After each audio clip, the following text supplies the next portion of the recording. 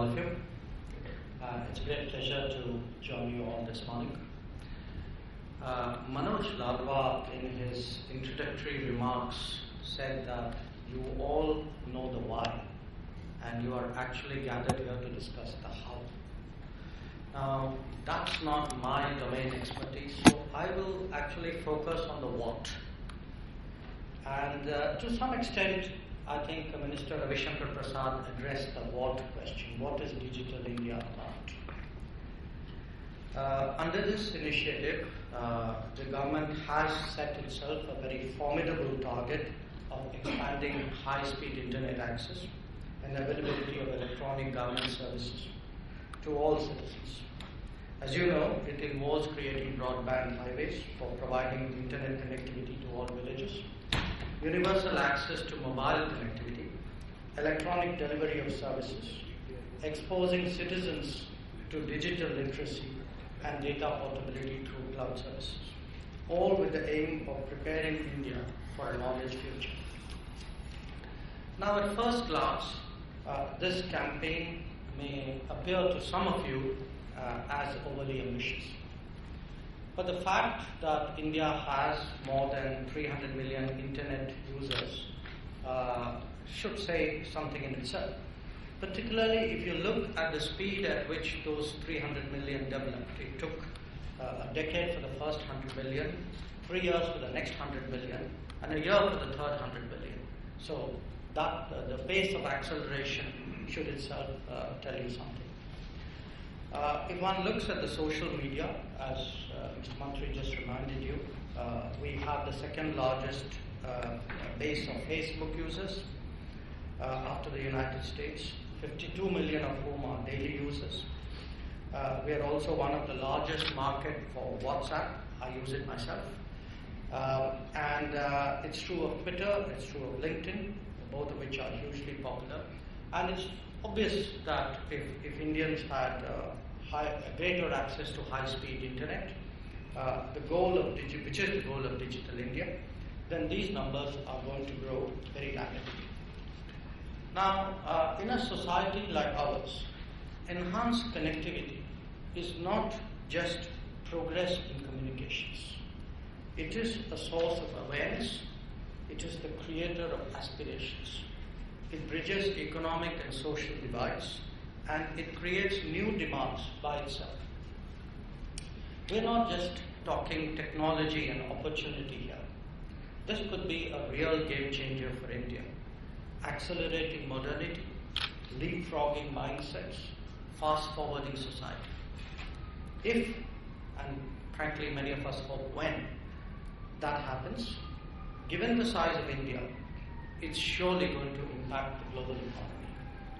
So I do remind you of the equation, the Prime Minister's equation of IT plus IT equals IT, which Minister Prasad mentioned as well. Now, today e-commerce has started to take off in India. I note that Amazon has made some serious commitments to expanding its activities. And all of you, of course, are familiar with Flipkart, the Flipkart story.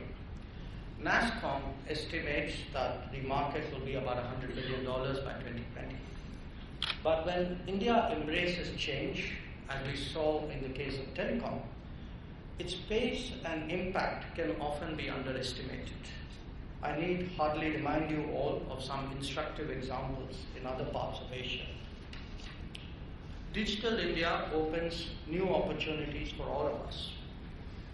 When President Obama and Prime Minister Modi met in Washington in September, they agreed that the two countries would partner on the Digital India initiative with the goal of enhancing digital infrastructure, deploying e-governance and e-services, and digitally empowering India's citizens. We truly see an important role for US industry in making our vision of Digital India a reality. A number of them, including Google, Facebook, Amazon, and Microsoft, have pledged their support to Digital India in recent months. I'm confident that there are many more to come. Like everything else, Digital India too has a context. And the context here, other than the faster pace of our quest to modernity, is of an Indian government which is committed to making it easier to do business in India. Towards this end, you've already seen a number of reforms, new initiatives like Make in India, and the liberalization of the FDI regime in many areas. Secretary John Kerry was in India earlier this week with a big US delegation on the occasion of Vibrant Gujarat. And that reflects the growing enthusiasm, I believe, among US industry to do business with India.